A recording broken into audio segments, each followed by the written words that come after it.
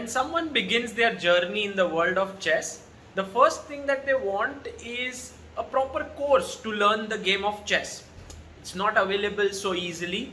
One of the finest books on chess which is written, which has an entire course dedicated right from a beginner to a very strong player, is this that is in front of me. It's called The Chess Course, and I'm very honored to have the author of this book with me, Mr. Praful Zaveri. Hello, sir. Hello, how are you? I'm very well. It seems the chess course, which has, as you have written here, has sold over 100,000 copies, is in a new look today. Yes, the original book was written in the year 1999, and then like what happened that it's of course an experience of every author that the characters created by them starts dictating them. So like okay, by teaching on and on, I found that Chessboard was telling me that you should also upgrade me, and so started the work of upgrading the Chessboard since last 6 months, and finally today is the day like when it is ready. We will go through the book and its contents. What does it have? Yeah, shall we do that? Yes, please. The designer thought that like knight speaks out loudly, so that was the reason of replacing it like as against the king in the original book. And then we came up with a nice Chessboard logo.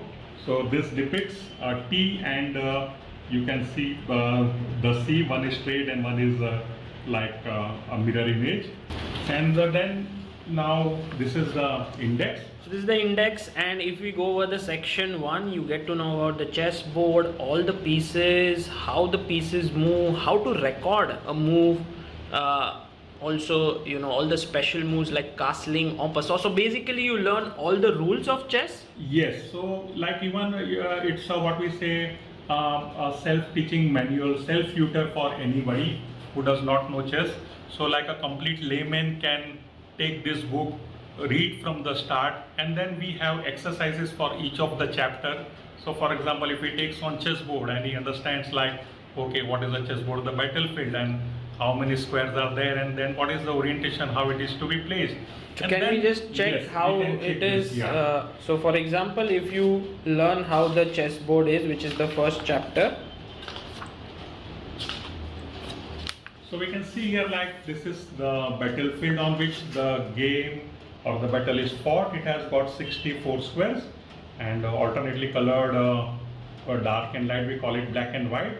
And so like this is the breakup, they are divided equally 32 each. And then comes the orientation of the chessboard, that what is the correct way of keeping the board between the two players. So like we have white square on the right hand corner. Right. And if you see this orientation here in diagram 4, this is wrong, because here we have like a black square on the right hand corner. So once he finishes this part, so in one page, yes, when you finish the theory, you go to like the practical part, yes, the exercises, yes. And here you have to, let's say, number each square. So yes, when they number it, there is a place for the marks. So you've made this entire book keeping in mind that a tutor or a teacher or a parent can work with a kid. Yes.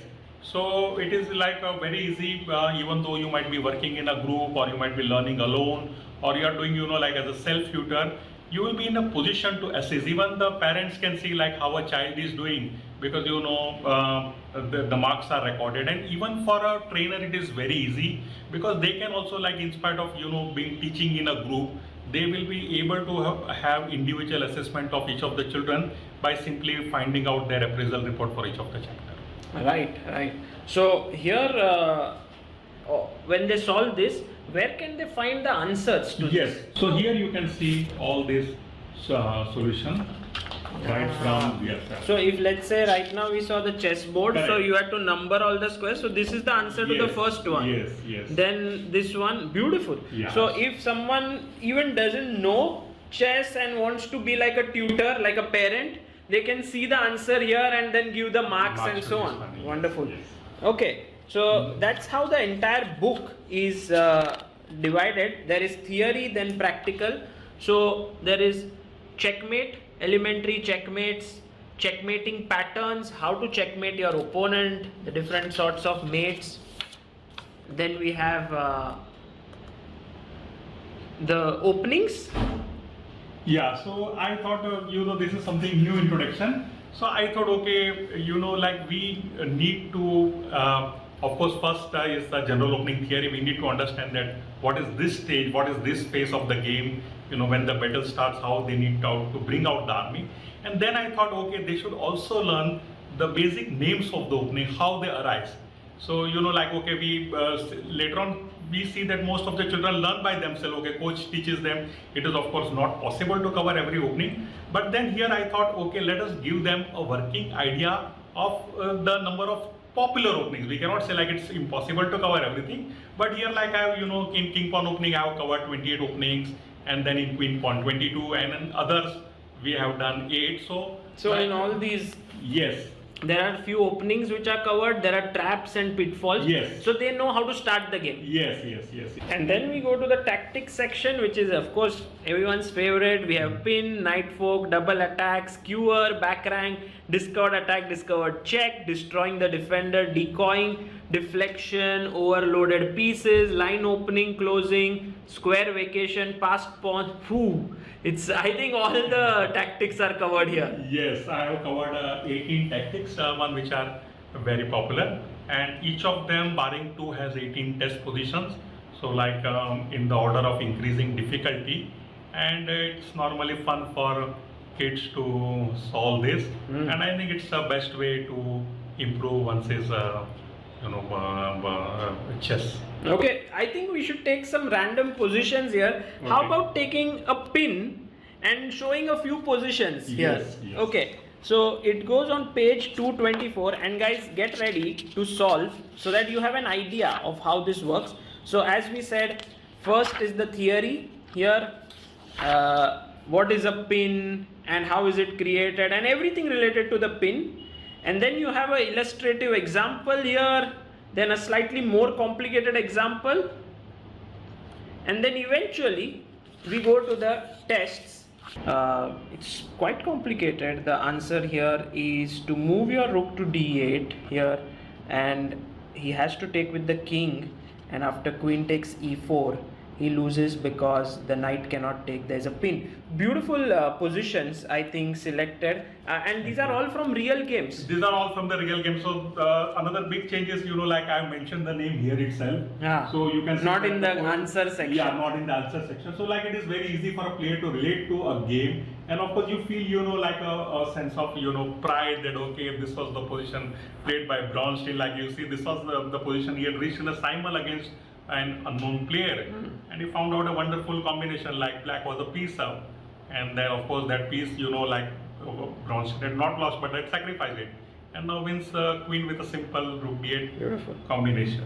So yeah, yes, so all are top level games, and what we say, games which are very recognizable, so that has been broken down into elements to have these positions. Very nice.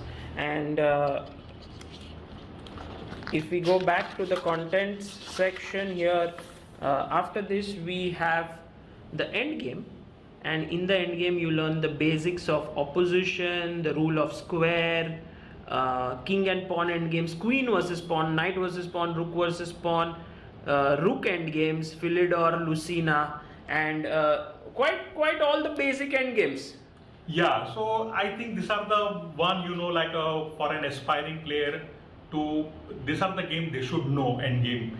And of course it is not okay, I've taken it to what is a difficult level, but which is essential for to know. So these are the one, and in the order also, we start with the king and pawn ending, and of course they should know prior to that what is opposition and what is triangulation, how to take opposition, how does it help them, and of course they also learn the rule of the square, when pawn can go unaided to the queening square, or when they will require the help of the king.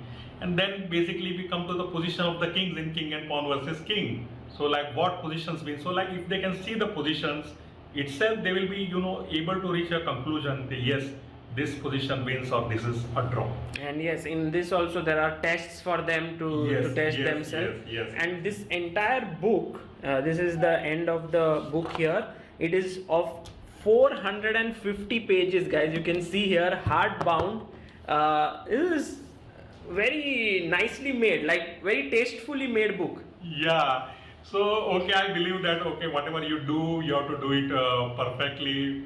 So all these years, whatever I was doing, like even, like if I want to say that how this book originated. So I started teaching somewhere around in 1994. And right from the start, like, okay, we all were novice in trading, had no idea whatsoever. We had to rely mostly on the books at that time. And of course, coaching was unheard at that time. So when we started coaching, there was not a good material to them, and then slowly, yes, we all rely on good books, and then we found out that yes, certain books, they are very good and from which we can learn. So that also became like a, what we say, a self-study. And then what I did was, I thought, okay, if I am teaching something to my student, I should also be in a position to provide him the notes. So then started the process of preparing the notes on each of the subject. Earlier it was more of on tactics, like you have seen, so all tactics were covered and we used to give the note. And by like around 2 years, I had something running into some 300 pages. And then like student would say, sir, I don't have this note, I have on pin, but I don't have on discover check, I don't have on line closing. So like again, it was a big task to search the original and get it copied, Xerox copied, and provide it to them. So then like one of my friend, he saw this and he said that this is a unique material and you should bring it out in a book form. Well, at that point of time, I did not, like give it seriously. I told him, like I'm an ordinary coach and, does not have that, what we say, the requisite qualification to bring out a book. He said, no. He says, okay, there are a lot of materials on, what we say, higher level of training, but nothing for, like the basics and one which is required by the player. So that idea started taking place in 1998, and then finally I thought, okay, not a bad idea, and started organizing my notes, and then finally we started the work, and it culminated in November 1999 when the first edition was rolled out. Very nice. And now it's 22 years later. Yes. Chess course has become this and has sold over 100,000 copies. It's a lifetime of work, you can say. Yes, it's a lifetime. Like it took what we say, a lot of energy and effort. But I think for an author, it's really satisfying. It's like your baby, yes. Yes. And for no other, like they never think in terms of commercial. You must have experienced it. It is more of a passion for the game, love for the game that we do writing. And yes, like this, as I said earlier, that the characters created by you start dominating you, and chess course was like tugging at my heart since quite a long time, that yes, I also should undergo a big change. For example, like in the previous edition, we did not have any exercises on the basics of chess. Like we just saw that, okay, how to keep the chessboard and pieces. We did not have on elementary checkmate. It did not have on fundamentals of chess. There were no test positions for endgame later on. And then I thought, oh, this is not correct. Though I put that in the workbook, and yes, workbook were very elaborate. So for example, you see like workbook 4 is devoted totally to the ending. So all that is covered. But then I thought, like this is the parent book. And if it does not cover in the parent book, then the book basically does not have meaning. Correct. And so that is the precise reason I started reworking on this book since 8 months, and then I felt that yes, I should bring it out in a better form. And then I also thought of like diagrams where the way diagrams were presented was not so what we say attractive. And then I found that new version of the ChessBase as a nice way to bring out the diagram in JPEG form. So we should thank ChessBase because of otherwise it's not possible to do this. So we generated diagrams through JPEG and like came out as a wonderful. Beautiful. And final question: this book, according to you, is meant for what level of players? So we know that it will start from someone who doesn't know anything about chess, but it can go up to what level? Yes, Sagar, like if I go by the past record, which basically should be what we say the benchmark, then I see that a good number of them had become federated player. They were in the range of 1100, 1200, 1300, 400, 1400. And okay, quite a few who have crossed 2000, not much, but I feel something in the range of, if you dedicatedly solve this, then at least 1500 rating you should Federated. Federating, yes. Amazing. Guys, check this out. The links will be in the description, so check out the chess course, and it's kind of as it says, the comprehensive and complete guide to chess training.